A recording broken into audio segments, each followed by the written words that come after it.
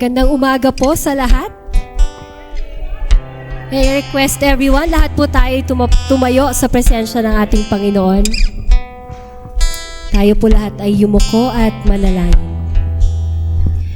O aming Ama sa langit, kami po ay lumalapit sa iyo ngayon ng may buong pagpapakumbaba at pananabik. Panginoon, sa katahimikan ng aming puso, sinasabi namin na narito kami, Panginoon. Narito po ang aming mga buhay, ang aming mga awit, ang aming mga saloobin. Lahat ay inaalay namin sa iyo. Sinabi sa mga awit 139 verses 23 to 24, siyasatin mo ako, O Diyos, at alamin mo ang aking puso. Subukin mo ako at alamin mo ang aking mga kaisipan. Tingnan mo kung ako'y lumilihis ng landas at akayin mo ako sa landas na walang hanggan. Kaya ngayong umaga, Panginoon, hayaan mong ito'y maging panalangin din namin, O Diyos. Siyasatin mo po ang aming mga puso. Ang anumang hindi karapat-dapat ay linisin mo. Ang anumang makakahadlang sa aming pagsamba ay iyong alisin. Panginoon, punuin mo po ang lugar na to ng iyong presensya. Hayaan mong sa bawat tugtog ng musika, sa bawat salita ng papuri, ay maranasan namin ang iyong kapangyarihan. Puspusin mo po kami ng banal na Espiritu. Buksan mo po ang aming mga mata upang makita ka at ang aming mga puso upang tumugon sa iyo. Panginoon, ikaw lamang ang nais naming bigyang luwalhati. Tanggapin mo po ang aming alay na pagsamba.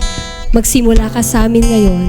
Sa pangalan ni Jesus, kami ay nananalangin ang lahat ng magsabi ng Amen at Amen. Magandang umaga po ulit sa ating lahat. Pakisabi naman po ka sa katabi niyo, nagpapasalamat ako sa Diyos na nandito ka ngayon.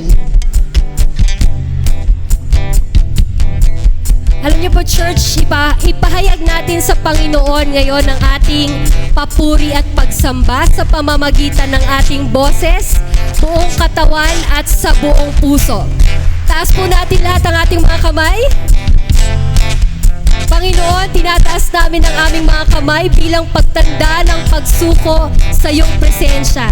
So lahat ng naranasan ng kabutihan ng Diyos, magbigay ng malakas na palakpak para sa Kanya.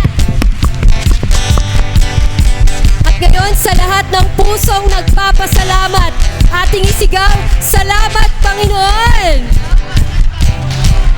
So church, huwag po tayong mahiyang umawit, pumalakpak at sumigaw para sa ating Panginoon. Halina't sama-sama tayo'y magpuri sa ating Panginoon. Halina't sama-sama, purihin natin siya. Halina't sama-sama, awitan natin siya. Ipalakpak ang iyong kamay, itaas at ikaw ay lahat ay magsabing Diyos ay buhay. Ulitin natin muli, halina't sama-sama. Halina't sama-sama, purihin natin siya. Halina't sama-sama, awitan natin siya. Ipalakpak ang iyong kamay, itaas at ikaw ay lahat ay magsabing Diyos ay buhay. Ipalakpak ang iyong kamay, itaas at ikaw ay lahat ay magsabing Diyos ay buhay.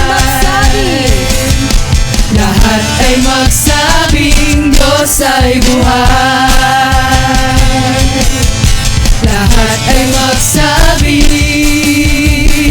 Diyos ay buhay. Tunay na magdala at saya sa presensya ng Panginoon. Umawit tayo lahat. May papuri sa Panginoon.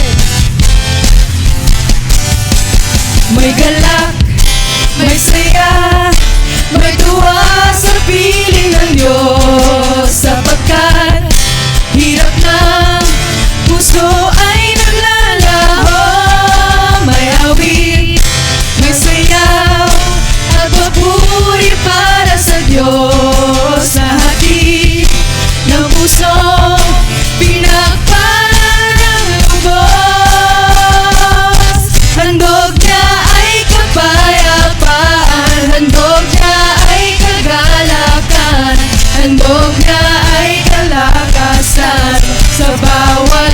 pusong napapagat. Kaya't ang awit ng papuri, awit ng pasasalamat, at ang awit ng pagsamba ay para lang sa Kanya.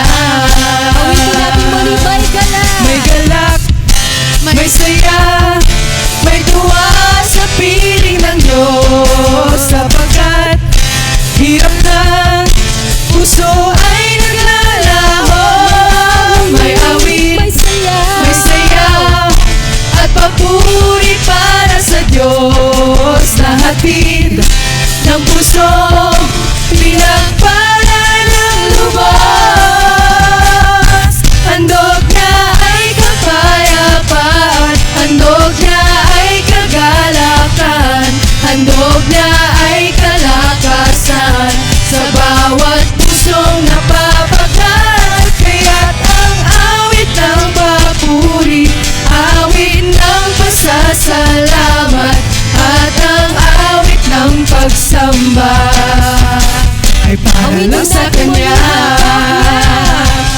Handog niya ay kapayapaan, handog niya ay kagalakan, handog niya ay kalakasan sa bawat pusong napapagat. Kaya't ang awit ng papuri, awit ng pasasalamat, at ang awit ng pagsamba ay para lang sa Kanya.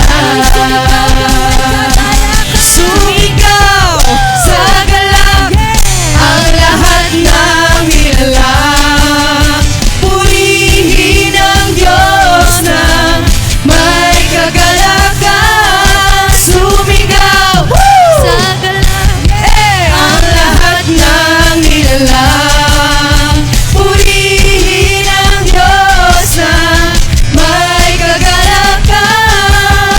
Wagas na papuri sa Kanya'y bigay, purihin siya, awitan siya, luwalhatiin siya.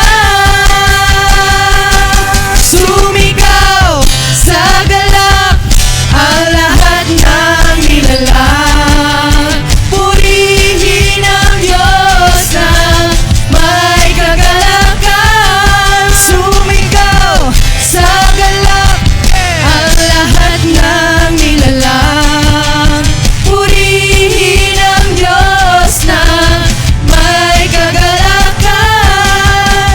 Wagas na papuri sa Kanya'y bigay, purihin siya, awitan siya, luwalhatiin siya.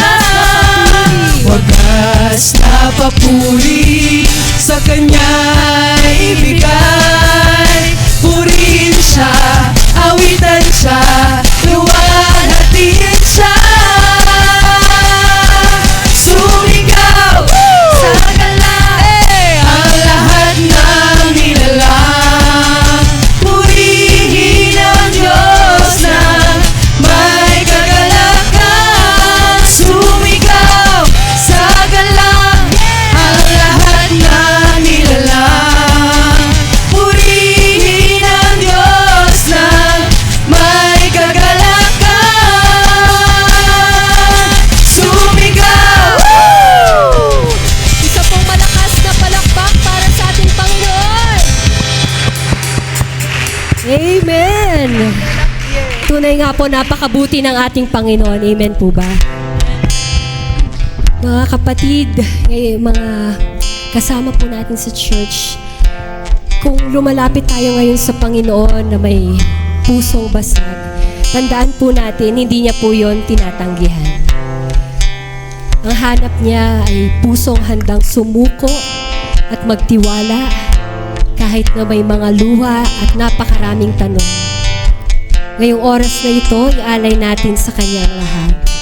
Sa lahat ng panahon, hindi niya tayo iniwan o pinabayaan. Sa bawat patak ng luha, sa aking kahinaan, sa bawat luhod at panalangin, di mo ako iniwan.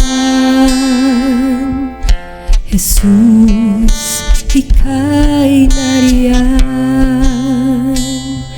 Itataas ang aking mga kamay sa Diyos na mahabagin, sa atin na tunay. O ang alay ko ay pusong basag, nagpapakumbaba sa iyong presensya, maghari ka.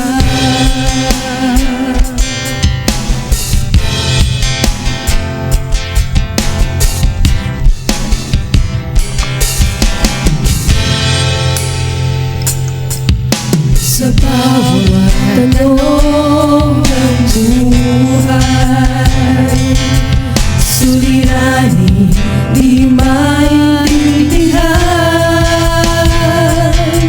Salita mo'y panghahawakan, nang di mo ako iniwan. Jesus, ika'y nariyan. Itataas ang aking mga kamay sa Diyos na mabangin, sa atin na tunay. O ang alay ko ay pusong masag, nagpapakumbaba sa iyong presensya. Itataas ang aking mga kamay sa Diyos na mahabagin, sa atin na tunay. O ang alay ko ay pusong basag, nagpapakumbaba sa iyong presensya. Suriin mo ang puso ko, suriin mo ang buhay ko. Ninanais ko ang iyong kalooban. Suriin mo ang puso ko, suriin mo ang buhay ko. Ninanais ko ikaw.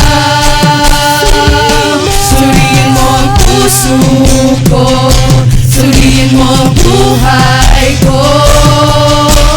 Ninanais ko ang iyong kalooban. Suriin mo ang puso ko, suriin mo ang buhay ko. Ninanais ko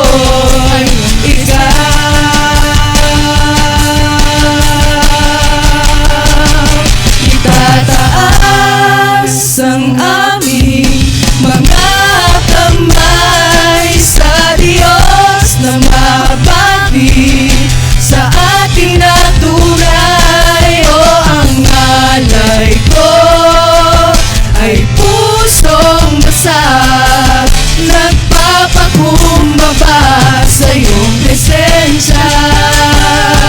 Itataas ang aking mga kamay sa Diyos na mahabagin, sa ating na tunay. O ang alay ko ay pusong basag, nagpapakumbaba sa iyong presensya. O ang alay ko ay pusong basag, nagpapakumbaba sa iyong presensya, maghari ka. Purihin ka, Panginoon.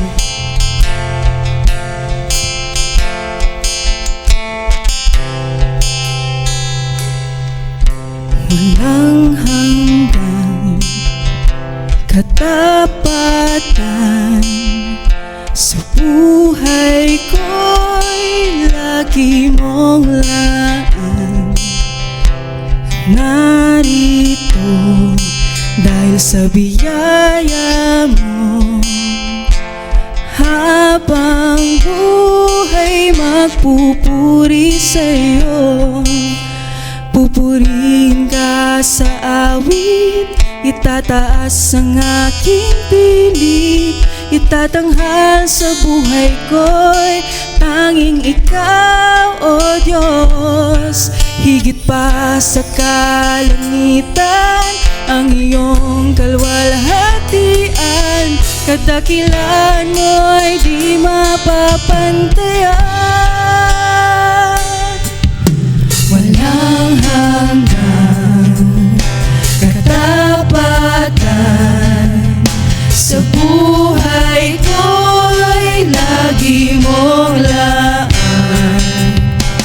Narito dahil sa biyaya mo, habang buhay magpupuri sa'yo.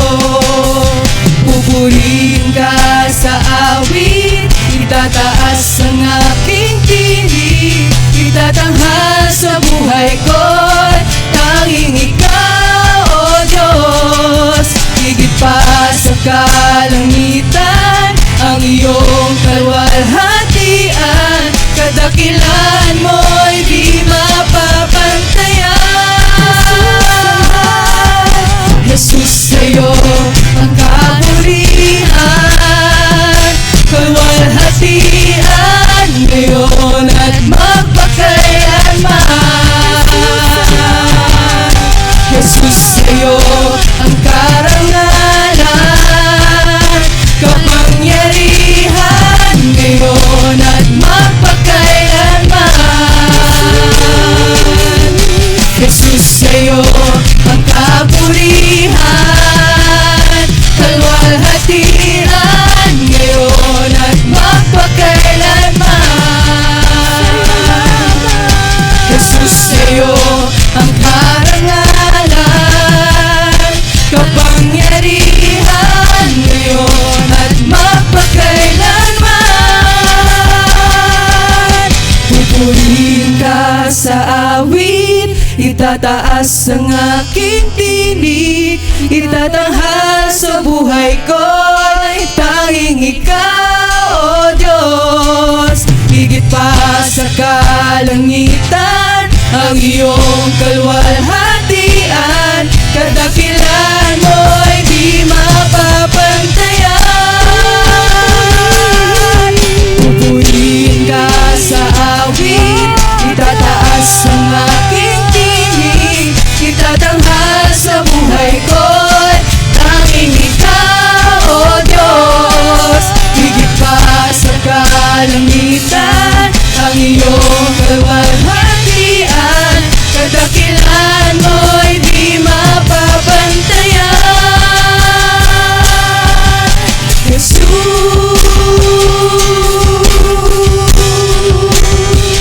salamat, Jesus. Ika'y pupurihin, ika'y sasambahin, O Diyos.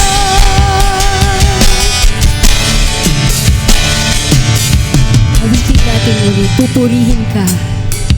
Pupurihin ka sa awit, itataas ang aking tinig. Itatanghal sa buhay ko'y tanging ikaw, O Diyos. Higit pa sa kalangitan, ang iyong kalwalhatian. Kadakilan mo'y di mapapantayan. Awitin natin ulit, pupurihin ka. Pupurihin ka sa awit, itataas ang aking tinig. Itatanghal sa buhay ko'y tanging ikaw, O Diyos. Higit pa sa kalangitan, ang iyong kalwalhatian. Kadakilan mo'y di mapapantayan.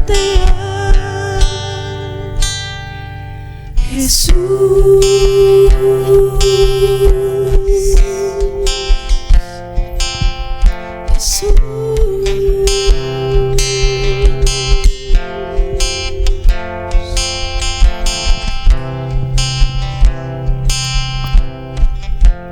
Panginoon, salamat po sa pagkakataong ito. Kasama-sama kaming lumapit at sumamba sa iyo. Panginoon, salamat po sa kagalakang nagmumula sa iyong presensya at sa pagyakap mo sa amin kahit kami sugatan at may pusong basag. Panginoon, tanggapin mo po ang aming mga papuri mula sa sigaw sa galak hanggang sa tahimik na luha ng pagsuko. Ngayon, inaalay po namin sa iyo ang aming mga awit, ang aming mga puso, ang aming buong buhay. Panginoon, tunay na ikaw lamang ang karapat-dapat sa aming papuri ngayon at magpakailanman. Ang lahat na ito sa pangalan ni Jesus. Amen at amen. Bigyan po natin ng isang malakas na palakpak ang ating Panginoon.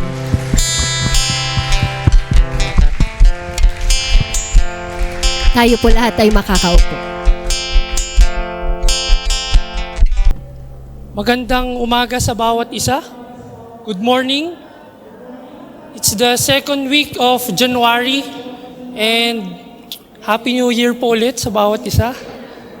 And as we begin this year, we've tackled about yung new series natin for this January called New Year, Same You.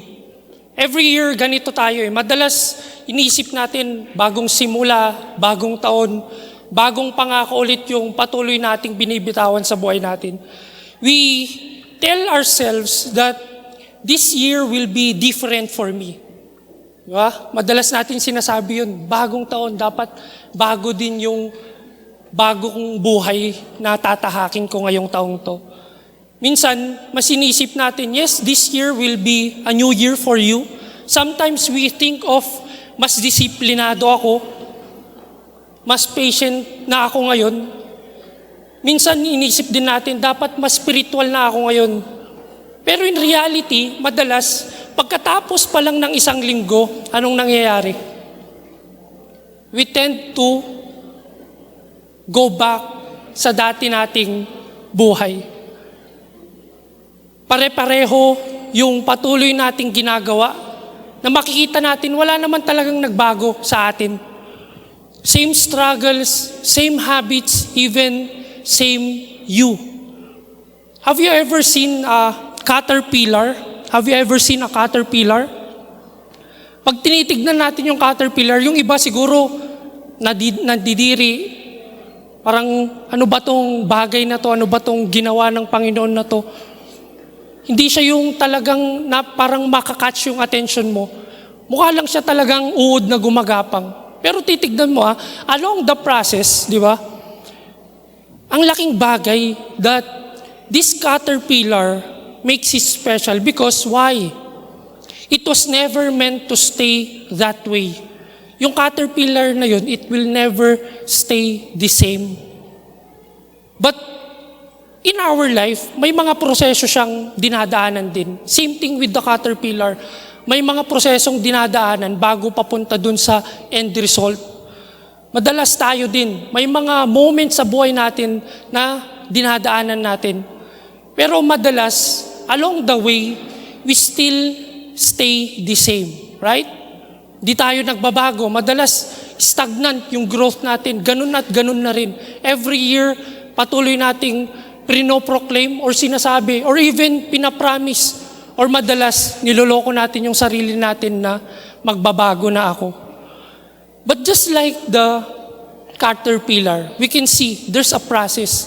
Papunta siya sa cocoon. And that cocoon, pag imagine mo siguro, it's quiet, parang walang nangyayari sa loob. But there's something powerful happening inside. And one day, what will happen? Lalabas siya as butterfly. Hindi siya yung improve lang, but more on completely transformed. It's really different from the outcome before. And yung ganun din yung gustong gawin sa atin ng Panginoon. In reality, in life, ganun yung gustong gawin sa atin ng Panginoon. Hindi lang niya aayusin yung buhay natin, kundi babaguhin niya tayo from the inside out. This day's sermon is entitled, From Same You to New You. Sabihin mo sa katabi mo, From Same You to New You. Ano bang ibig sabihin nito, di ba? Hindi siya yung tungkol na pag overnight, transform ka na, overnight, bagong tao ka na. Hindi rin siya yung tungkol sa self-improvement lang. Yun yung mas organize, yung feeling mo mas organized ka lang, mas productive ka lang, or even mas busy ka lang sa church. Ang new you na tinutukoy natin dito is hindi dahil sa effort mo. Tandaan natin, hindi dahil sa effort mo, but more on sa paggalaw ng Panginoon sa ating mga buhay.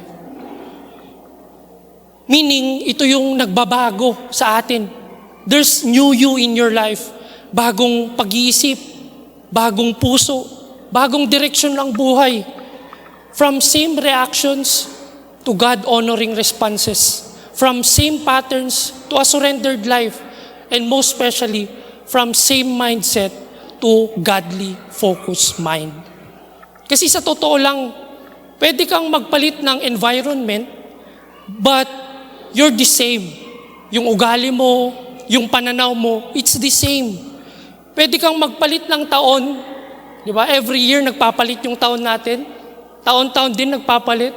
Pero ang problema nga, ang tanong, ikaw ba nagbago? Di ba madalas in reality, pag titignan natin, if we reflect on the years that had passed, tanungin natin yung sarili natin or be honest on yourself. Nagbago ba talaga ako? And that's the reality. Madalas hindi tayo nagbabago. That's why real transformation doesn't start with the new year or even the calendar. It starts when we allow God to change us from the inside out. And that's exactly what the Bible is teaching us right now. God is not interested in fixing parts of your life. He wants to transform your whole life. From who you are to how you think and even how you live each and every day sa ating mga buhay. So with that in mind, our passage for today is found in Romans 12, chapter 1, verses 2. It's quite long. Hindi siya long. It's a short verse. But there's something powerful on it. It really helps us to discover together how God lead us from same you to new you. So let's open our Bibles. We have Bibles available sa mga upuan ninyo. So let's open it in Romans 12 verses 1 to 2. And can I invite all able to stand, to please stand as we give honor to the reading of God's Word this lovely morning. Romans 12 verses 1 to 2. Therefore, I urge you, brothers and sisters, in view of God's mercy, to offer your bodies as a living sacrifice, holy and pleasing to God. This is your true and proper worship. Do not conform to the pattern of this world, but be transformed by the renewing of your mind. Then you will be able to test and approve what God's will is, His good, pleasing, and perfect will. Blessed be the reading of God's Word. Join me as we pray. Father, we thank you for this time. Thank you, Father, for giving us a new life again. Even for the good weather, salamat, Panginoon, sa patuloy mong paggalaw sa amin. Even your grace that continuously sustaining us. Thank you for truly you are faithful and good. Patuloy mong pinapakita kung sino ka sa buhay namin. Even, Lord, as we dig deeper more on your word, open our hearts, our mind, as we continue to understand and clearly reflect on what you will be saying to us this morning. Thank you for everything. All glory and honor belongs to you. In Jesus' name we pray. Amen and amen. You may now be seated.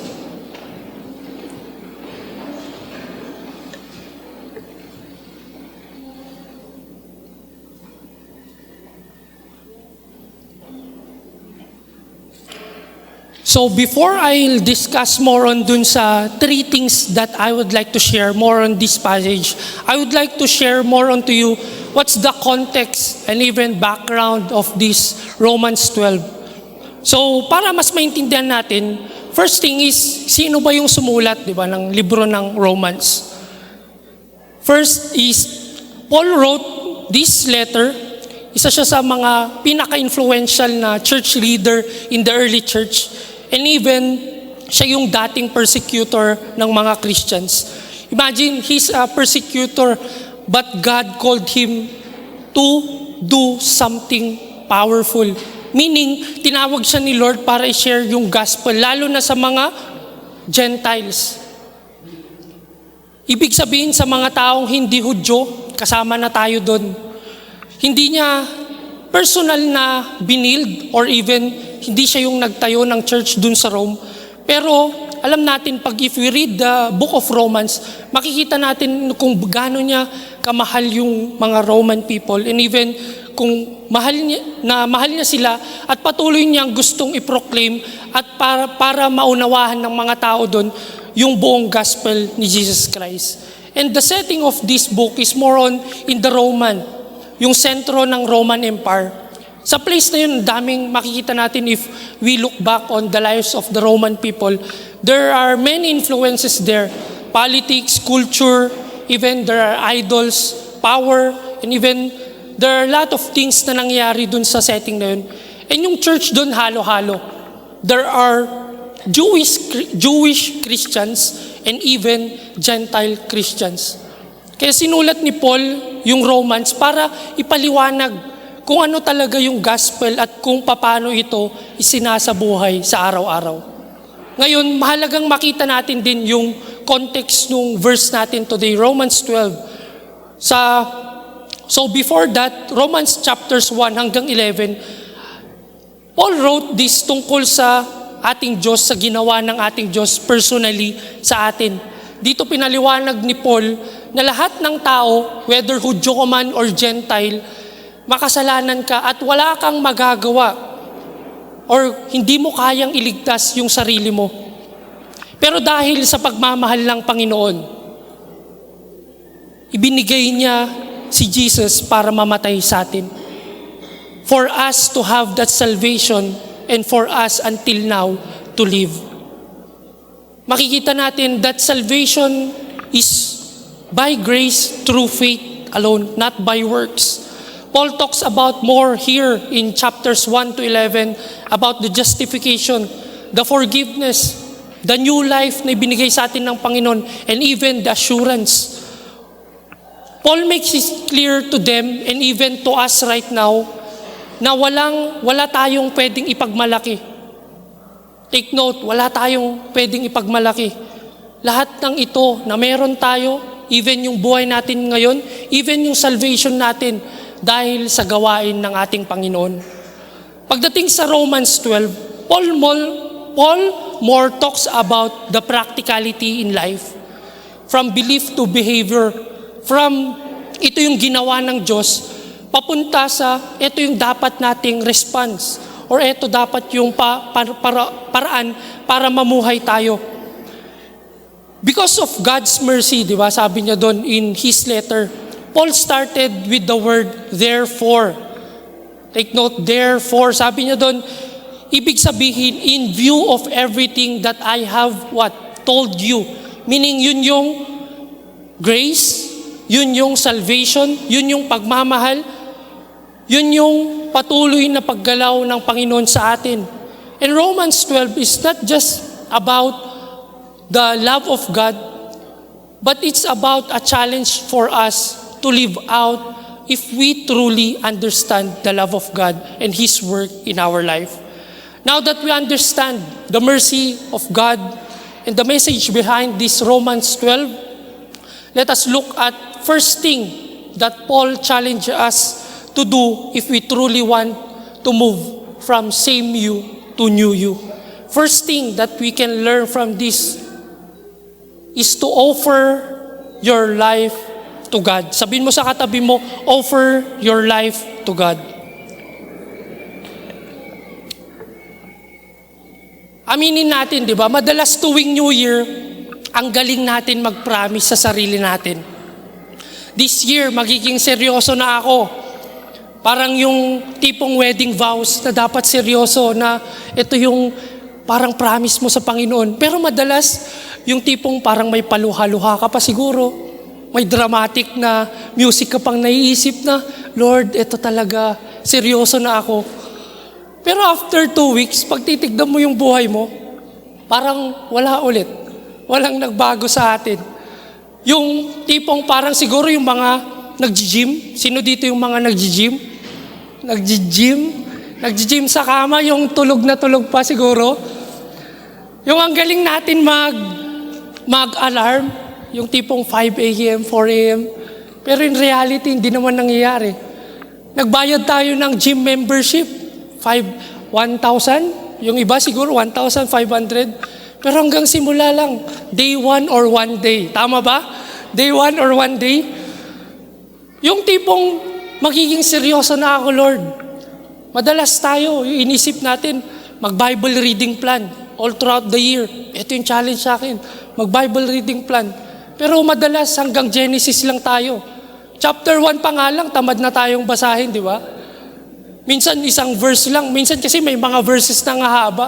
Imagine mo na lang, nag-promise ka sa sarili mo, even sa Panginoon, na gusto mong magbago, pero day 1 pa lang, or 1 day, bagsak na tayo.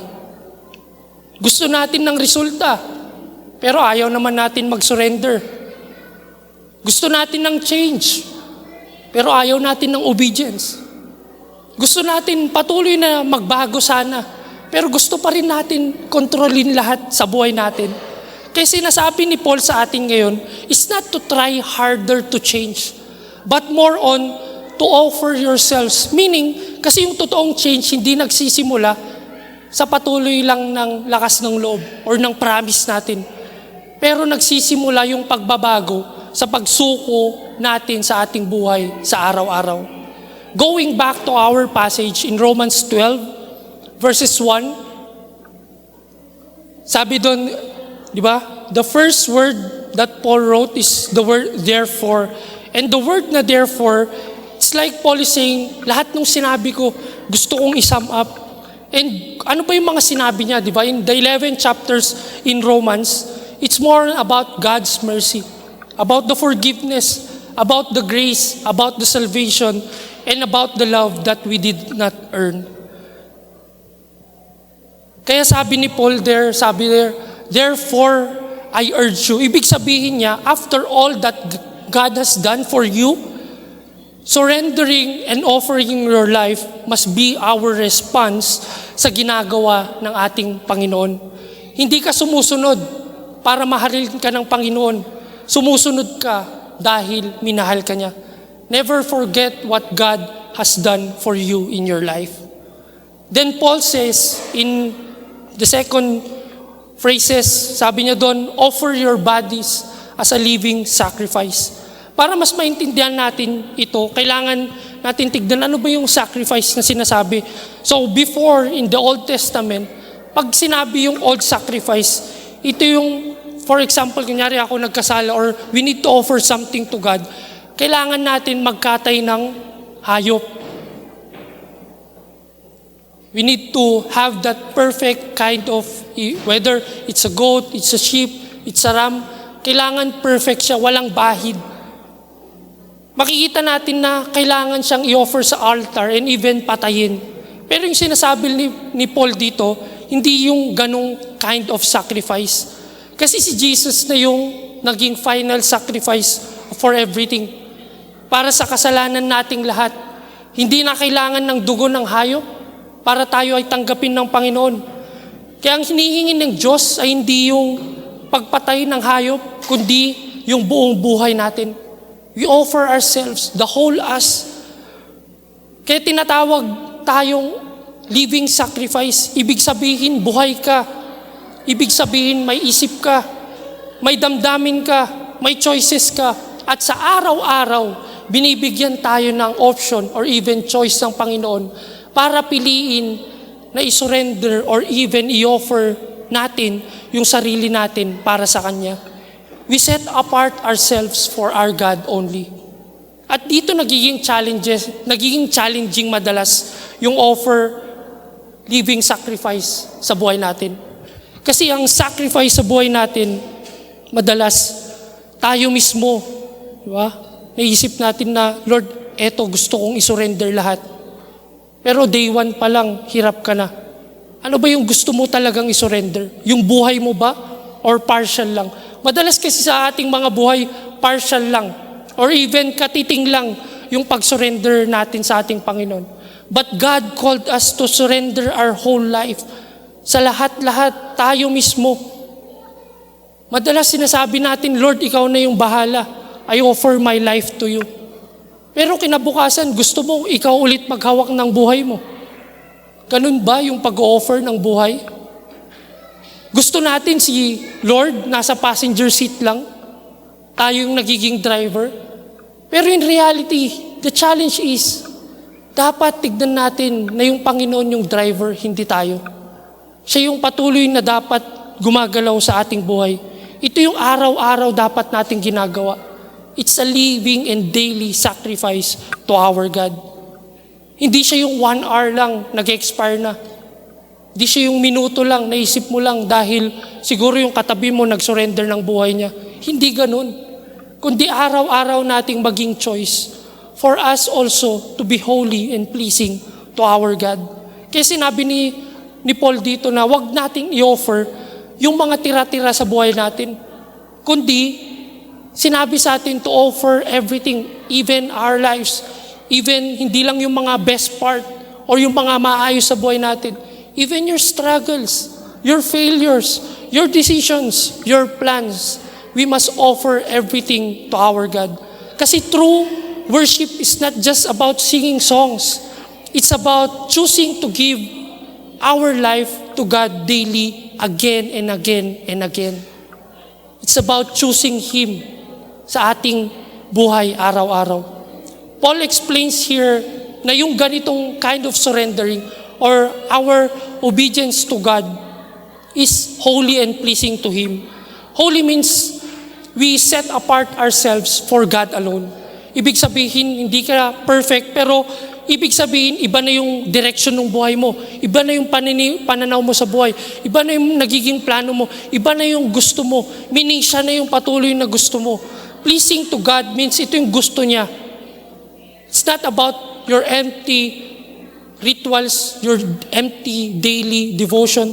It's not about your religious performance, kung ikaw ba yung maaga dito every Sunday, kung ikaw ba yung dito every Sunday. God is not impressed by your church attendance. He is more impressed if we truly dedicate ourselves daily and offer it to God alone sa araw-araw. Madalas kasi day 1 lang tayo nagsusurrender sa ating Panginoon. Pero yung mga susunod na araw, wala na. Yung sarili na natin yung sinusundan natin. Every New Year, di ba? Dami nating goals. Tama? Sino dito yung madaming goals sa buhay? Ang sad naman pag wala kayong goal.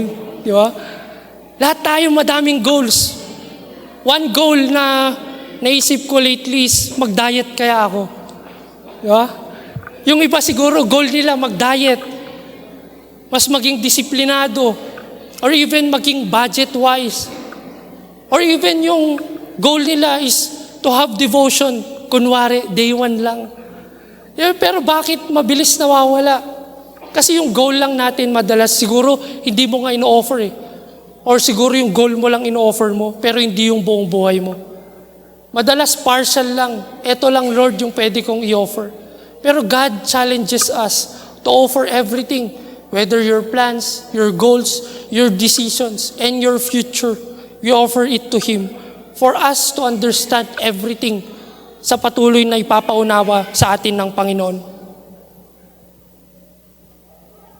We ask God in our life to bless our plans instead of surrendering to His will. Parang sinabi natin kay Lord na, Lord, eto yung plano ko, pwedeng pakipirmahan na lang. Madalas ganun tayo di ba? Ang hirap ng ganun di wow, si Lord na yung mag-a-adjust para sa'yo. Imbis na tayo yung patuloy na nag-a-adjust para sa Kanya, in reality, si Lord tuloy yung nag-a-adjust para sa atin. Pero sana hindi ganun. Na makita natin that God is the powerful God that we need to surrender to. Kaya minsan, New Year lang ang nagbabago. Pero pag titignan mo yung sarili mo, madalas hindi tayo nagbabago. Pag titignan natin, pareho pa rin tayo. Second thing that we can learn from this is that Paul is challenging us to stop copying the world. Minsan kung tutuusin, may mga times naman sa buhay natin na ang daling sumunod sa Panginoon. Tama? Lalo na kung siguro yung totally na pumped up ka or what, ang daling sumunod sa Panginoon. Pero what if you're in a dry season? Madalas, ang hirap sumunod sa Panginoon. And yung mas mahirap na sa ating buhay madalas is yung wag makisabay or do not conform, sabi ni Paul sa letter niya. Kasi sa totoo lang, pag may nakikita tayong uso, gusto din nating gawin, tama? Pag may nakikita tayong trend, dapat meron din tayo. Pag may nakikita tayong standards, dapat ganun din yung nagiging standard natin. Parang siguro nung December lang, sino dito yung mga nakaabot ng 12-12? Or yung mga Shopee sale, Lazada sale? Yung pag titignan mo sa ating buhay, madalas bumibili ka ng bagay na hindi mo naman kailangan. Iniisip mo, sayang yung sale. Kaya kailangan kong bilhin. Pero pag dumating yung parcel, maiisip mo na lang na, bakit ko ba binili to? Di ba? Or bakit meron to sa akin? Ganon din sa buhay. Minsan may ginagawa tayo, hindi dahil tama, kundi dahil ginagawa ng iba. Gusto natin maging go with the flow lang in life. Pero we are not called to do those things. Na hindi lang sumama sa agos ng mundo. Kaya nga sabi ni Paul, one reminder from Paul is, do not conform to this world. Sabi niya doon, di ba? One reminder, and a powerful reminder from Paul is that do not conform to the pattern of this world. Kasi hindi lahat ng uso tama at hindi lahat ng sikat nagdadala sa'yo papunta sa new you. Going back to our passage, when Paul says, do not conform, ibig niyang sabihin ay huwag tayong magpapahulma sa mundo. The word conform here has the idea of being shaped from the outside. And let me ask you, what shapes your life? Ba? Mag-reflect tayo. Ano ba yung nag-shape sa buhay mo? Is it God? Or most of the time, the world is shaping you?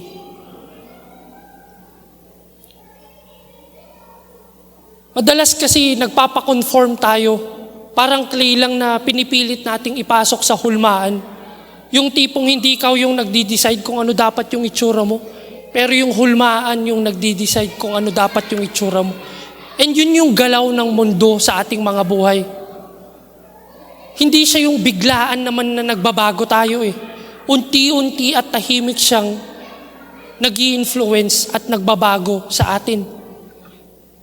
Hindi naman siya yung one day naisip mo na or nagdasal ka or even napaisip ka na lang na paano kaya pag sinundan ko yung mundo or yung mundo yung magdikta sa akin.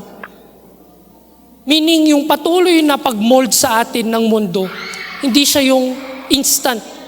Madalas slowly, hindi natin namamalayan.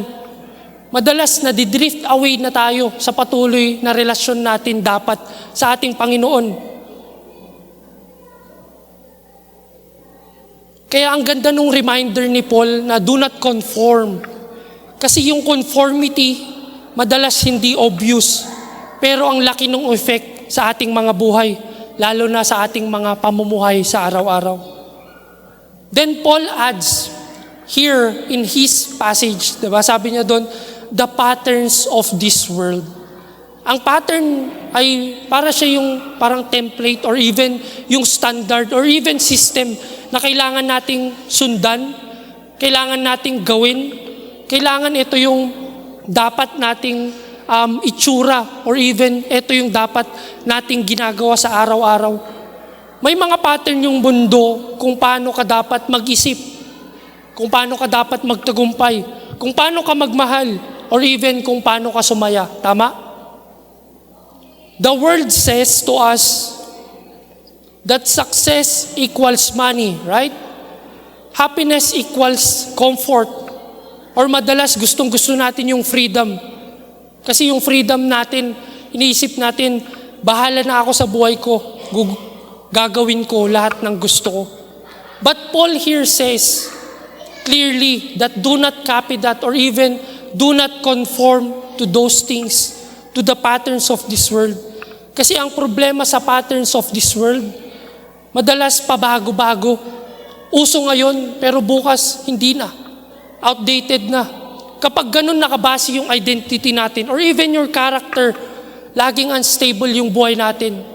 Today, fulfilled ka siguro, pero bukas, wala na naman.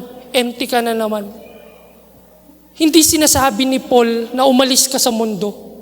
Sinasabi niya na, hindi din niya sinasabi na magkulong ka lang mag-isa. Ang sinasabi niya ay huwag kang mag-isip katulad ng mundo.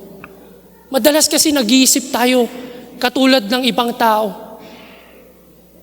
Madalas nag-iisip tayo kung ano yung uso. Madalas na-influence tayo dahil kung ano yung agos ng mundo sa atin.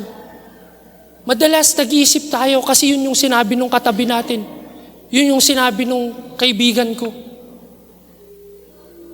But as Christians, we are called to be different.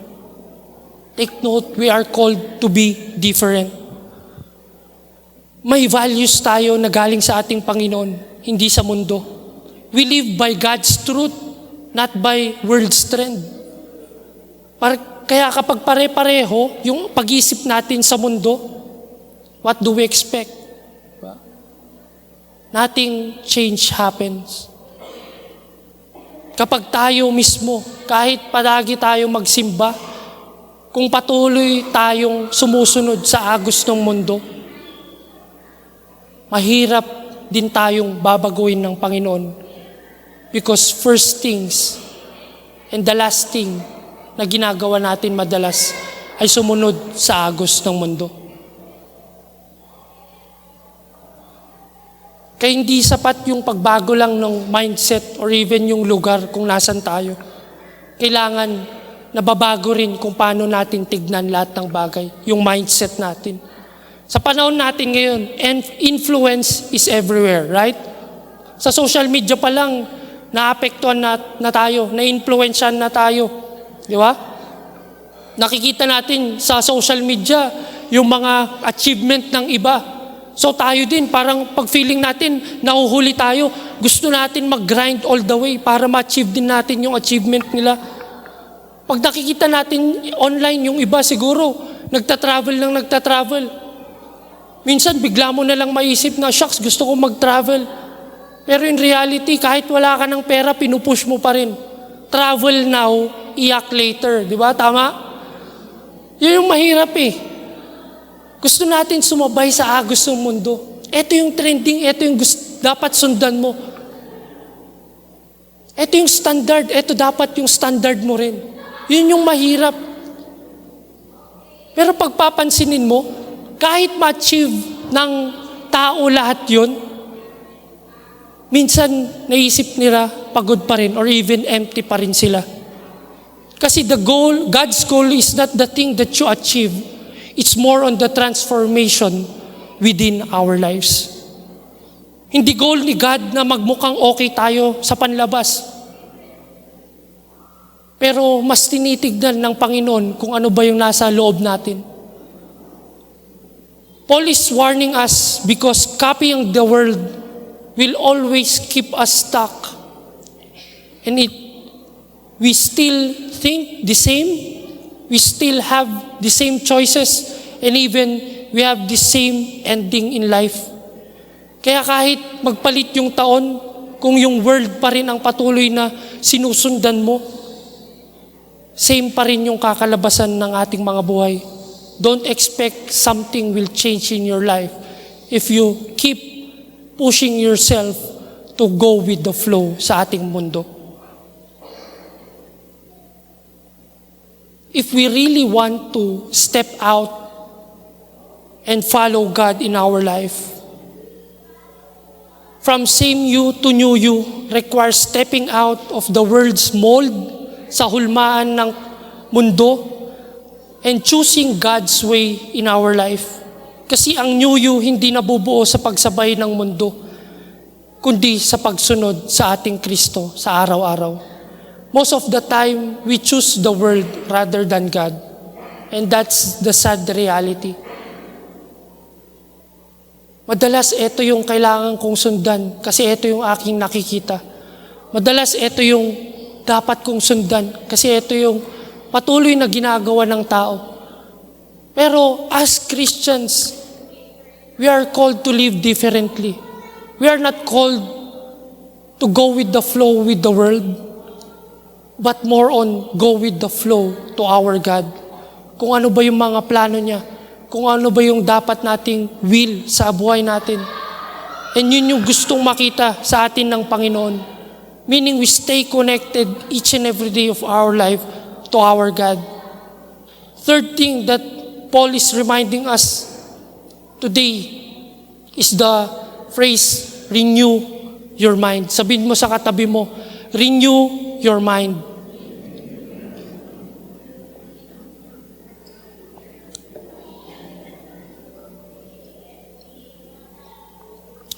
Minsan nakala natin yung problema sa ating buhay, yung habits, kaya hindi tayo nagbabago. Pero kung tutuusin, madalas yung mindset natin kung paano tayo mag-isip. Kaya kahit ilang beses na siguro nag-isip ka na magda-diet ako, eto na yung babaguhin ko or what, eto na yung tatanggalin ko sa cellphone ko, sa social media, bumabalik at bumabalik pa rin. Kahit ilang diet plan pa yung sundan natin minsan, sinubukan mo na lahat ng diet plan. Pero kung yung mindset mo, deserve ko to, yun yung mahirap.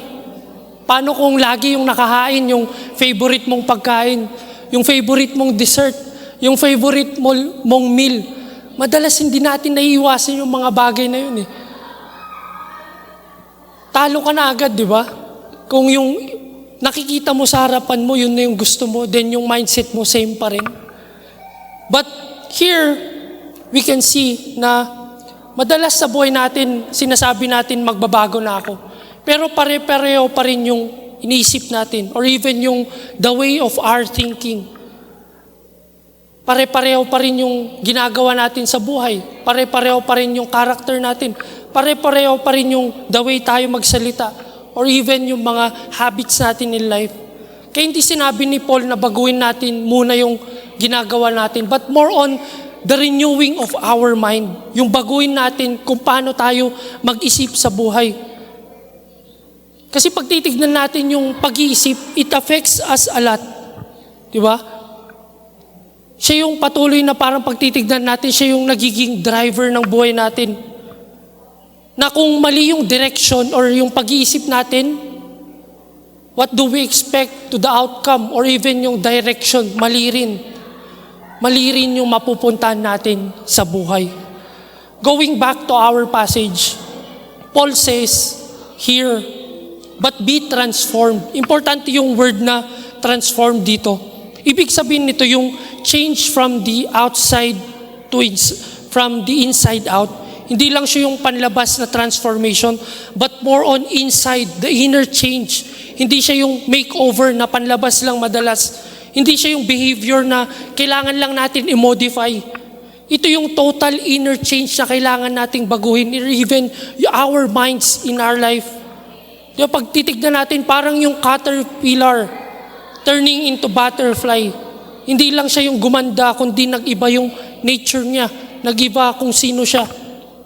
Paul is saying to us na hindi sapat na Kristiyano ka or Kristiyano ka lang. Kailangan magbago din talaga tayo sa ating mga buhay. Madalas Kristiyano tayo sa panlabas, pero sa loob, Kristiyana. Sabi nga ni Doc, di ba? Madalas ganun tayo in reality. Nagiging tiyanak yung identity natin sa loob. Na madalas sa labas, Kristiyano tayo, feeling holy. Pero sa loob, hindi naman. Di ba? Ang ganda, ang pogi nga natin, ang ganda ng mga damit natin. Pero sa loob, ang pangit naman ng ugali natin. Ay, hindi ganun dapat. Kaya sabi niya, we must be transformed in our life by renewing of our mind. Kailangan magbago ka talaga. Kasi pwedeng magbago yung behavior natin, pero hindi yung puso natin. Pero kapag yung puso, yung patuloy na binabago ng Panginoon sa ating buhay, everything else will change. Everything else will flow from God's powerful transformation in our life. Then Paul explains here how transformation can happen. Sabi niya doon, it can happen by what? First thing, di ba? Renewing of our mind. Renewing here means making something new again. Hindi ibig sabihin na pag tiniisip natin, shucks, pag bago ako, di dapat parang inisip ko siguro wala na dapat yung old na ganito ako, or even yung problema ko wala na yung ganito. Pero pag titignan natin, patuloy na nire-remind tayo ni Paul dito na dapat baguhin natin kung paano tayo, kung paano yung pananaw natin or even our mind. Kung dati siguro, yung isip natin kasi madalas parang cellphone ang daming junk na nilalagay natin sa utak natin kaya parang ang tagal nung process nung pagbabago sa ating buhay.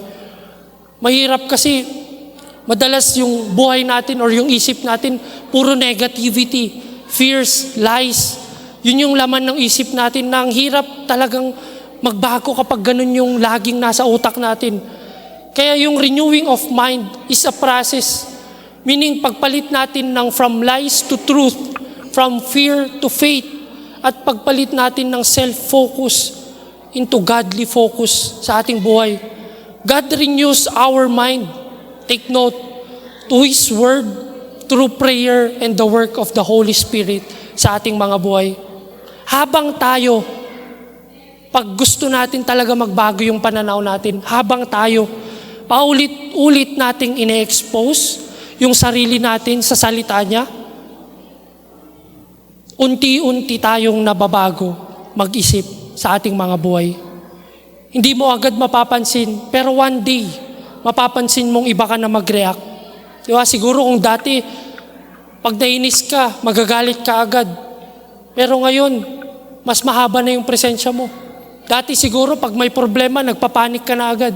Pero ngayon, mas peaceful yung mind mo despite yung problem na meron ka. Dati siguro, iniisip mo lang yung sarili mong kapakanan. Pero ngayon, once you allow God to change you, mas iisipin mo lagi kung ano yung gustong gawin sa'yo ng Panginoon or even yung patuloy niyang kalooban sa ating mga buhay. Ito yung daily transformation or even formation na kailangan natin sa ating mga buhay. Kaya mahalaga yung daily time natin with God, our walk with God. How can we say that we are changed if first thing na ginagawa natin sa araw-araw is pinaprioritize natin yung pagsi-cellphone kesa sa pagpili or pagdasal sa ating Panginoon? Madalas yun yung realidad sa mundo, sa buhay natin, na kapag nag-alarm tayo, nagising tayo, cellphone na lang agad.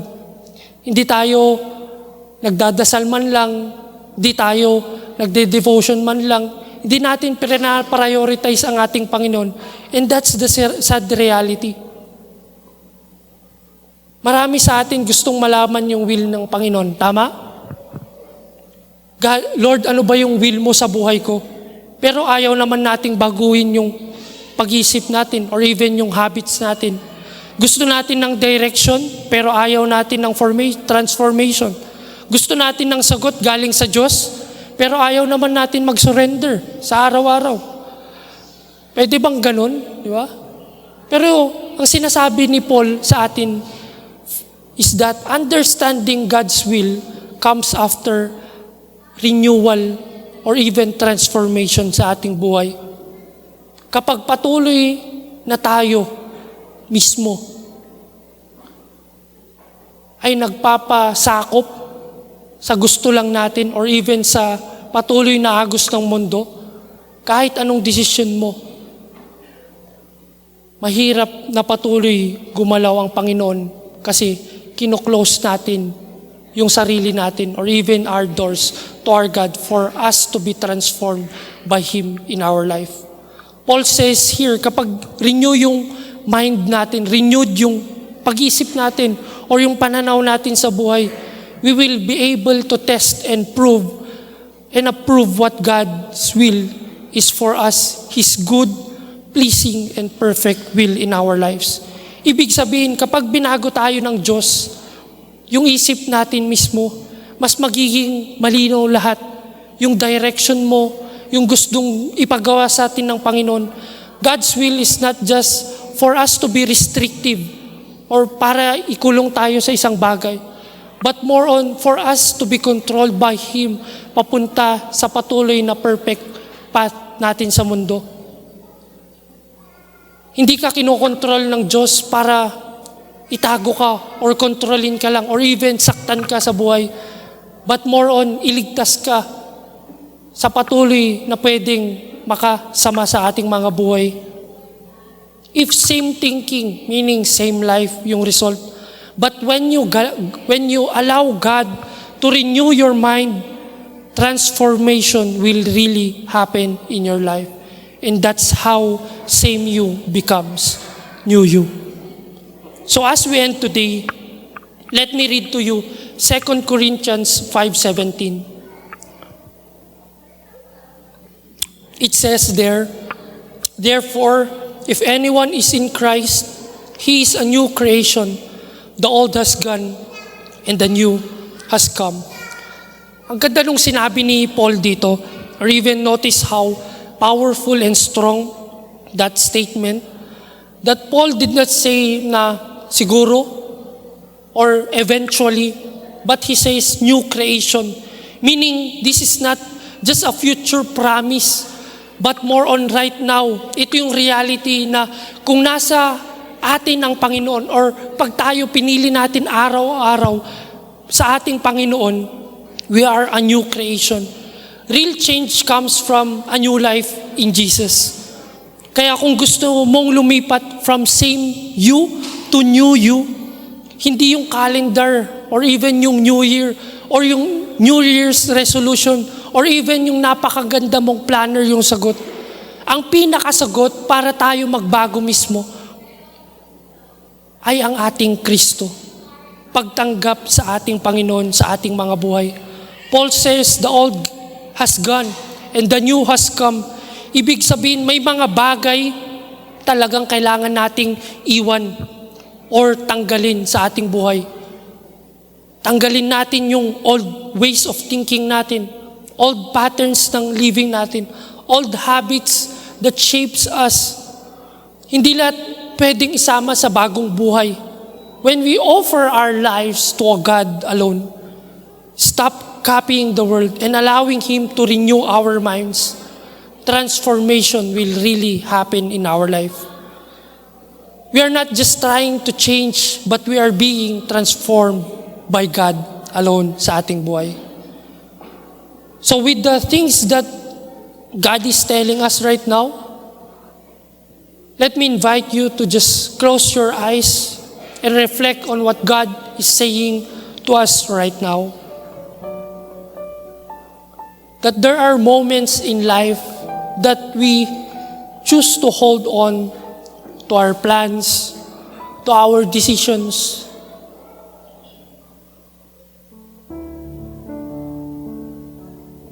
But right now, God is inviting you to be transformed by Him. God is telling us right now, don't settle for the same you. God is calling you to the new you. Not just for a better version of yourself, but a surrendered life shaped by Christ alone.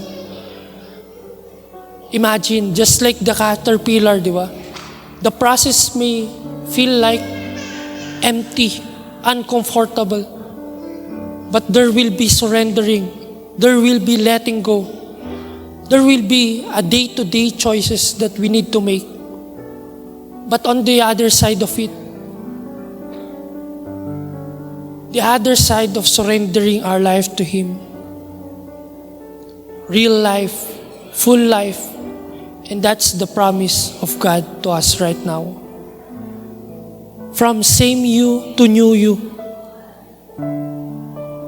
That's the work of our God in you, starting right now, if we truly let God shape our life, and if we truly surrender to Him each and every day of our lives. May we continue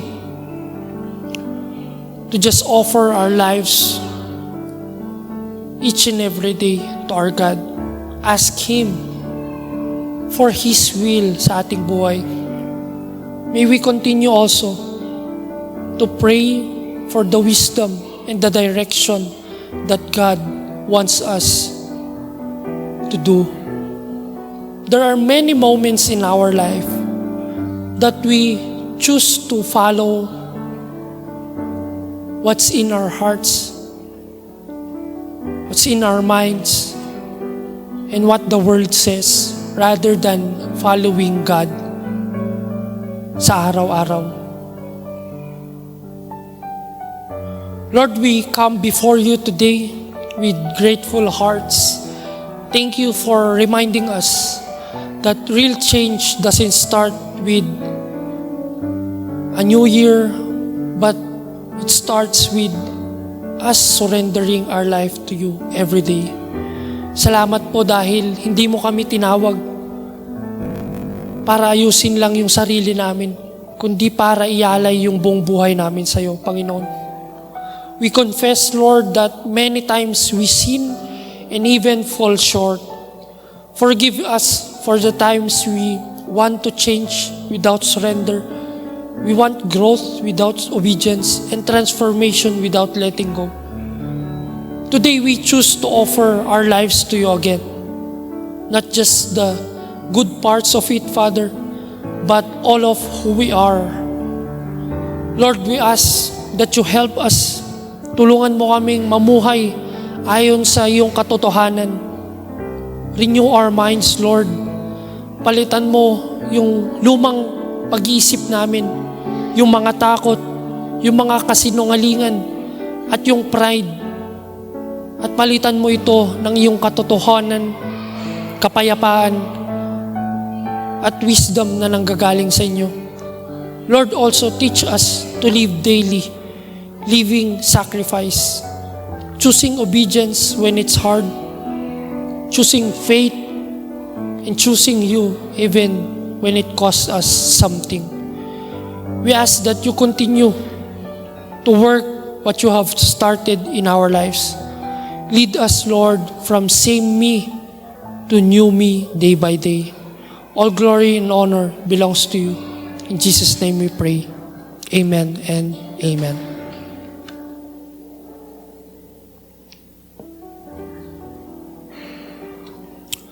So in response to God's message for us today, we come together as a family to break bread and remember what the Lord has done for us. The Apostle Paul reminded us in 1 Corinthians 11, verses 23 to 26. It said there, "For I received from the Lord what I also passed on to you. The Lord Jesus, on the night he was betrayed, took bread, and when he had given thanks, he broke it and said, 'This is my body, which is for you. Do this in remembrance of me.' In the same way, after the supper, he took the cup, saying, 'This cup is a new covenant in my blood. Do this whenever you drink it in remembrance of me. For whenever you drink this cup and eat this bread, you proclaim the Lord's death until he comes.'" This is the moment where we come before our God with humility. The bread and the juice that doesn't have the power to save us, but they continue help us to remind what God has done for us. Communion is an act of worship where we look back at the cross. We do this to remember what Jesus has done on the cross, to remember the body which is broken for us and the blood that was shed for the forgiveness of our sins. Let us take this moment to confess our sins before our God.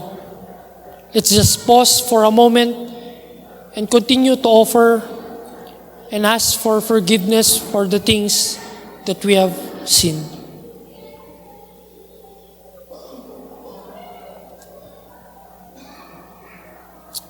Let us pray. Lord, we come before you asking for forgiveness. Thank you for your body that is broken for us and your blood that was shed to our sins. Lord, we remember you today that we are saved not because of our works, but because of your goodness and your sacrifice on the cross. Thank you for your love that never fails and even your grace. So as we take these communion elements, Lord, continue to cleanse our hearts, make us humble, and make us aware of your presence. Help us to live in such a way that honors you every day. In Jesus' name we pray. Amen. So the ushers of the church is standing in front of us. If you wish to partake the communion elements, we invite you to form two lines in the middle and partake of the said elements. You may now begin.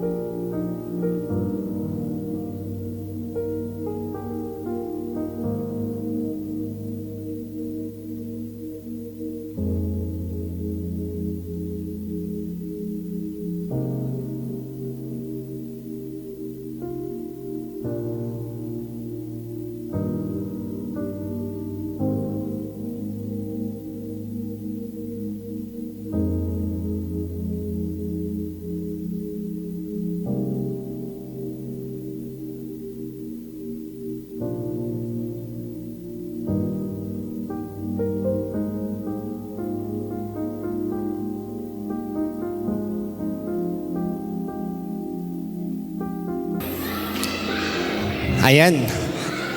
New Year, same you. Sabi nga ng ating series, New Year, same you.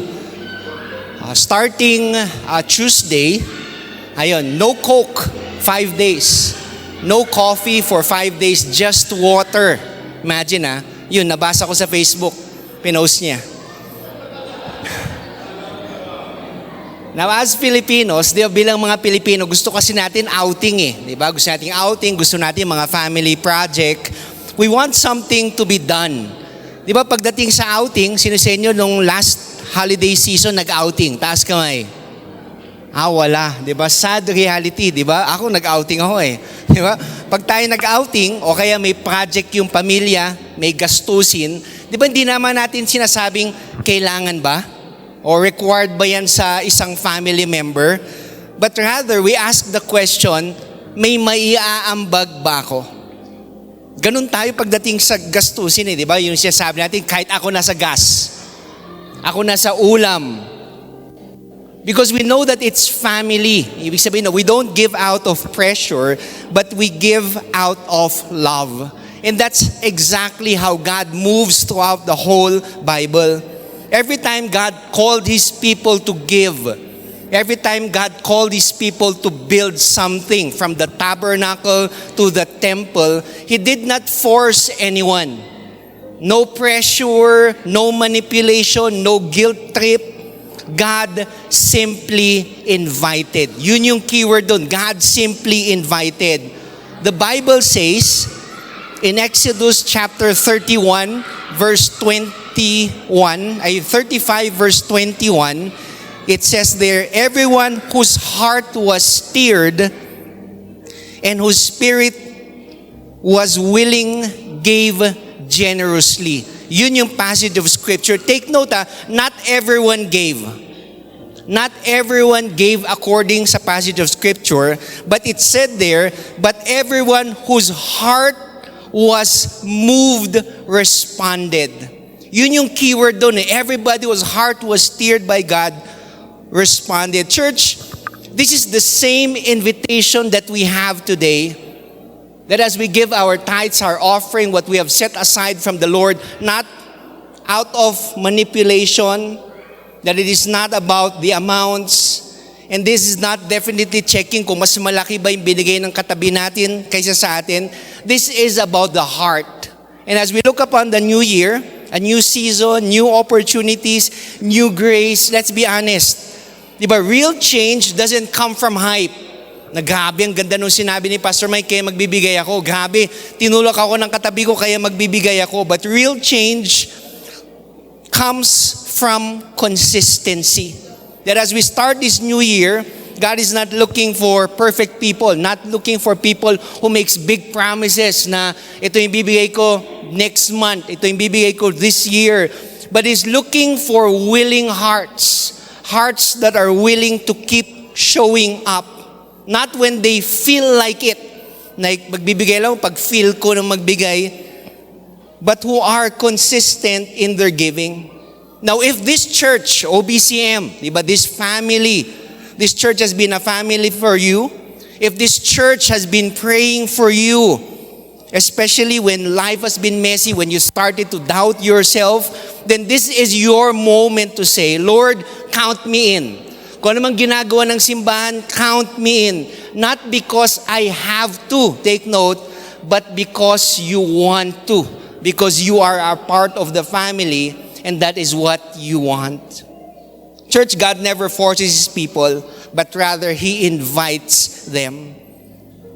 And today, as a family, we respond all together. We don't give out of pressure. We give with faith, with joy, and with a heart that is ready for change. Let us pray. Heavenly Father, thank you for inviting us, not forcing us to be part of what you are doing through OBCM. Thank you for trusting us with your work and your people. Today, we ask that you steer our hearts, not with guilt, not with pressure, but with love for you and compassion for others. We offer what we have with gratitude and faith, believing that you can multiply it to reach other lives, to restore more families, and to advance your kingdom. Today, O Lord Father, with the person willing to offer their tithes and offering with the person holding their blessing. I pronounce blessing, O Lord Father, to the giver. Bless their household, bless every family member, bless the works of their hands, and let generosity reflect our trust in you. May everything we bring to you give glory. In Jesus' name we pray. Amen and amen. Let's give.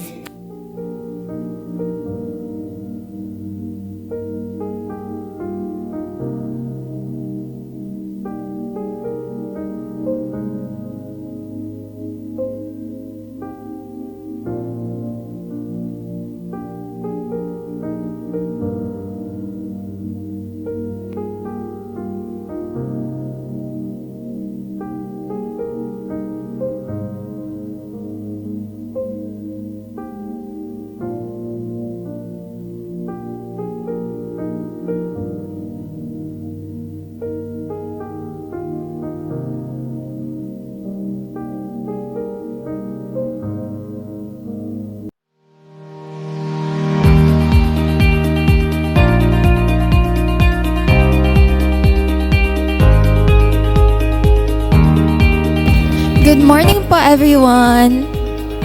Happy 2026 po, One Beat! So here's some announcements lang po for our activities this week.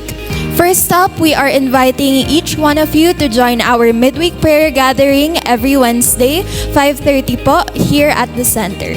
We are having fun, powerful prayer and worship time, great fellowship and great food. So we are praying that we will see you this Wednesday. And for anyone po who needs prayers, we are here for you as well. Prayer forms are at the reception or just approach any of our leaders and it will be our joy to pray for you. Next, for our harvest groups naman po, mga mommies, we invite all of you sa Zoom Bahay also this Saturday at 11 a.m. here po at the center. Ask Mama Lisa na lang po for any details. And then the mommies also have their Zoom Bahay every Friday po at 8:30 p.m. Join us also every Tuesday, 5:30 p.m. here po at the center. See Coach Kevin or P. Maya to join in. And then, para sa mga men po, always make sure to check your GCs for the next Bonfire Fellowship and connect with P. Maya for any questions.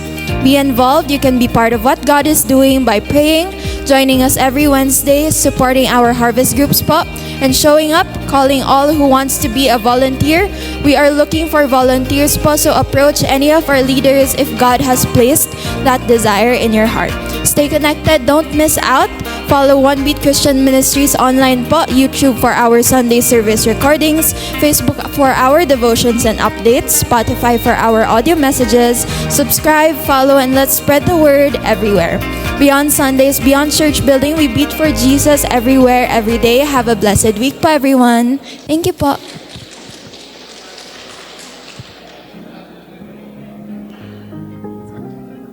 Okay, let's all stand as we pray for one another. Be a blessing sa bawat isa through prayer. Magkakasama, 4 or 5 people to pray with. I hope na bago yung kasama nyong magdadasal din.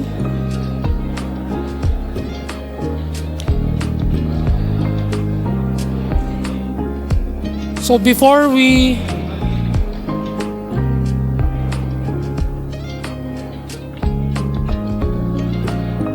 pray for one another, let's all declare 1 Peter 2:9 sa bawat isa.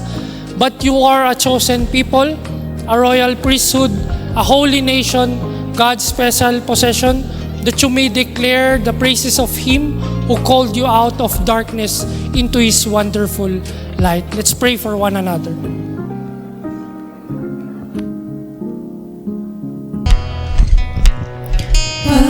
Pagpalain, kalingain, lumiwanag sa'yo, biyaya niya'y sapat, kapayapaan at paglingap sa Diyos na tagpuan.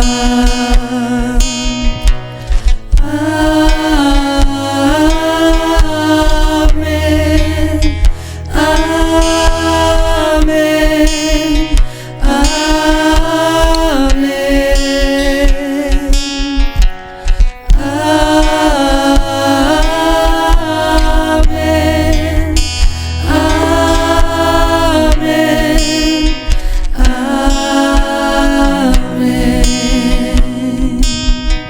let's raise our hands towards heaven as we end this service in a word of prayer. Father, we thank you for this time. Truly a great reminder for us to continue to start this year right. Panginoon, salamat sa pag-remind to may we continue to choose to offer our bodies as a living sacrifice, holy and pleasing to you each and every day. May we also continue to not conform to the patterns of this world and continue to transform us in our life. Father, continue also to guide us along the way of our journey in knowing you more and more each day. Now to Him who is able to keep you from stumbling and to present you blameless before the presence of His glory with great joy, to the only God, our Savior, through Jesus Christ our Lord, be glory, majesty, dominion, and authority before all time and now and forever. In Jesus' name we pray. Amen. God bless everyone. See you next Sunday.